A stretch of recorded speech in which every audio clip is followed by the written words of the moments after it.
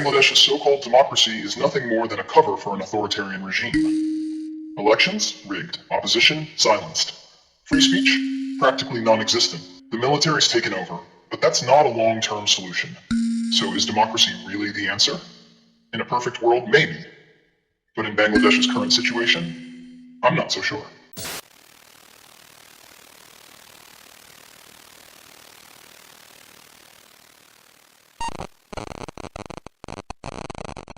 Remember in my last video when I said your country kind of sucks? Well, that's still true. And guess what? It applies to almost every country in some way. So today, we're diving into the political mess unfolding in Bangladesh. Yeah, that tiny little country in South Asia that most people only think about when they hear about floods or cheap clothing production. But guess what? They just did something big. They overthrew their government. The military's in charge now. But here's the real question. Is this actually good for Bangladesh? Hey there, it's Medusux, your go-to online buddy for all things drama. I talk, you listen. That's the motto here. Now, before we dive in, I just want to give a huge shout out to everyone who has subscribed, liked, or even commented on my videos. Seriously, you guys are awesome. I might have a mask on, but trust me, I'm smiling underneath. I appreciate every single one of you for sticking around for this ride. Alright, so back to the main point.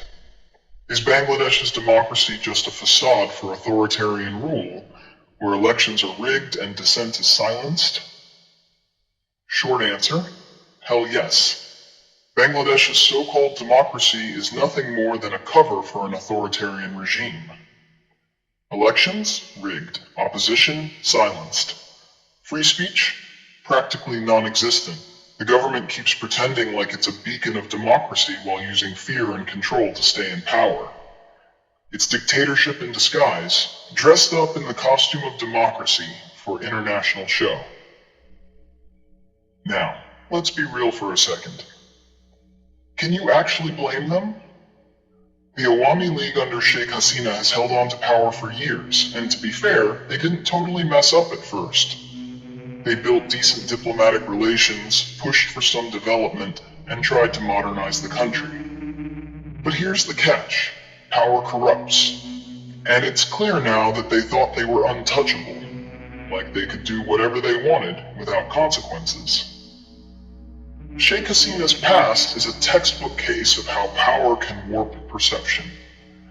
She survived coups, assassinations, and political rivalries, which made her view herself as practically invincible.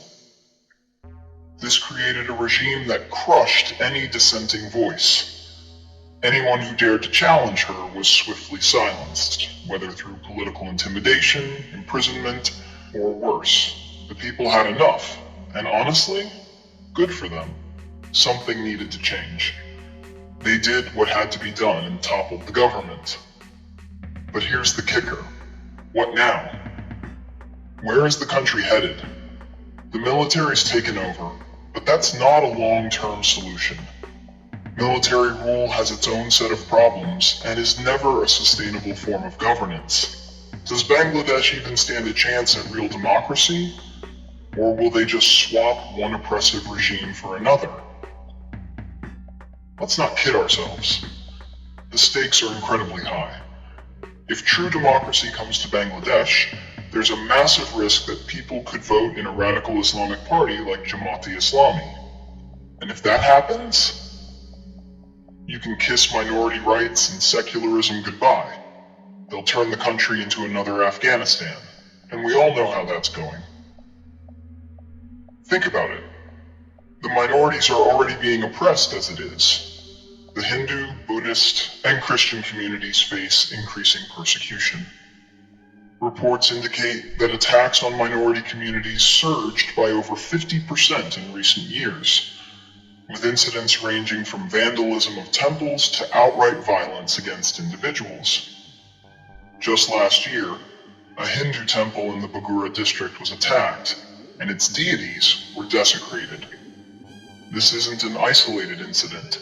Similar attacks are reported across the country.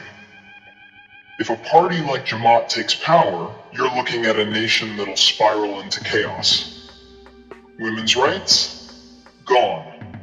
Freedom of speech? A joke. Just look at the brutal attacks on freethinkers and bloggers in recent years. People like Avijit Roy, who was hacked to death for his secular views in 2015. This chilling statistic should be a wake-up call for everyone. This isn't just speculation. There's a very real chance that if Bangladesh finally has free and fair elections, they'll choose a radical path. After all, look at the belief system that runs deep there. According to surveys, a significant percentage of the population holds conservative views that lean toward extremism. In a 2019 survey, over 40% of respondents expressed support for Sharia law in some form. Democracy might just open the door for extremists to take over legally. So is democracy really the answer? In a perfect world, maybe. But in Bangladesh's current situation, I'm not so sure. What I do know is that the country's standing at a dangerous crossroads. One wrong turn, and it could be a disaster for its future. The international community needs to keep a close watch.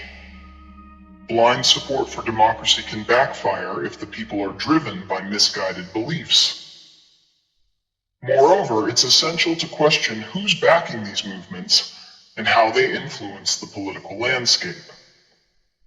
Countries like China and India have vested interests in Bangladesh, and their influence can skew the playing field even further. Take China, for instance. It's been funneling massive infrastructure investments through projects like the Belt and Road Initiative. But these investments come with strings attached, often leading to increased Chinese control over local politics. Reports show that Chinese investment in Bangladesh has surpassed $20 billion, effectively making China a significant player in Bangladeshi affairs. Economic aid tied to political strings is not uncommon, and if Bangladesh leans toward radicalism, those who supported their democracy might just find themselves caught in the fallout. Let's be clear. The history of military regimes is rife with brutality. Just look at Myanmar. The military coup there in 2021 led to widespread protests, violent crackdowns, and an ongoing humanitarian crisis. A similar scenario could unfold in Bangladesh, leading to mass displacement and loss of life. We can't ignore the potential consequences of this political turmoil. Just look at Afghanistan's history after the US withdrawal. Chaos, radicalism, and the erosion of rights for women and minorities. Bangladesh could easily head down that path if the wrong powers take control. It's a grim outlook, but we need to face facts. So that's all I've got to say about it for now. Keep an eye on what happens next. It's going to get messy.